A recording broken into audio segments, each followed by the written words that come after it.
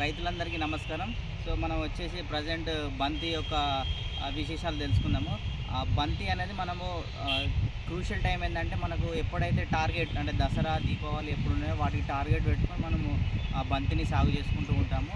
So ఎప్పుడు నాటితే మనకు ఆ టైం వరకు మనకు పువ్వు అనేది రావడం జరుగుతుందో నేను చెప్తా. సో మనకు బంతి వచ్చేసి ఒక 25 రోజుల నుంచి 30 రోజుల నారును కనుక నాటుకున్నట్టయితే మనకు కరెక్ట్గా ఒక 50 నుంచి 60 రోజులకు మనకు కోత అనేది అంటే పూత వస్తుంది. సో అప్పుడు మనకు మార్కెటింగ్కు అనుగుణం. సో 50 డేస్ టు 60 డేస్ నుంచి మళ్ళీ మనకు సుమారు ఒక 90 డేస్ వరకు రావడం జరుగుతుంది. అంటే మొత్తం బంతి కాల పరిమితి ఎంత అంటే 110 నుంచి 120 రోజులు. అందులో 25 రోజుల నుంచి 30 రోజులు నర్సరీకి వెళ్తే మిగిలిన పీరియడ్ మొత్తము మనకు క్రాప్ ఉంటుంది. ఆ క్రాప్లో 50 డేస్ నుంచి మనకు పూత అనేది రావడం జరుగుతుంది. ఆ పూత నుండి మనం మార్కెటింగ్ చేసుకుంటాము. అంతేకాకుండా బంతిలో మనము ముఖ్యంగా స్పేసింగ్ ఎంత పెట్టుకుంటాం అంటే 60 into 45 సెంటీమీటర్స్ పెట్టుకుంటే మనకు చాలా బెస్ట్.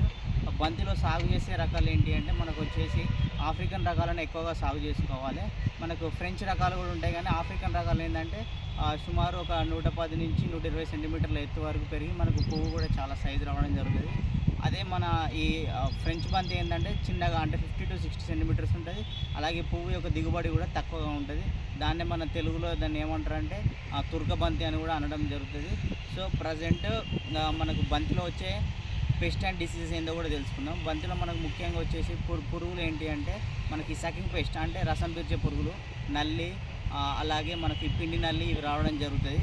సో వీటిని కంట్రోల్ చేయడానికి మనకు సకింగ్ పెస్ట్కి కాన్ఫిడార్ 0.3 ml/లీటర్ లేదా డైమిథియోట్ రోగర్ కానీ అలాగే ఫిప్రోనిల్ ఇలాంటి మందులను కనుక మనం స్ప్రే చేసుకున్నట్లయితే మనకు ఈ యొక్క కీటకాల నుంచి రక్షించుకోవచ్చు. అంతేకాకుండా పోషక యాజమాన్యానికి వచ్చేసి మనకు యూరియాకి వచ్చేస్తే 3 భాగాలుగా స్ప్లిట్ చేసుకోవాలి. అంటే బంతి వేసే టైంలో ఒకసారి ఒక స్ప్లిట్ వేయాలి.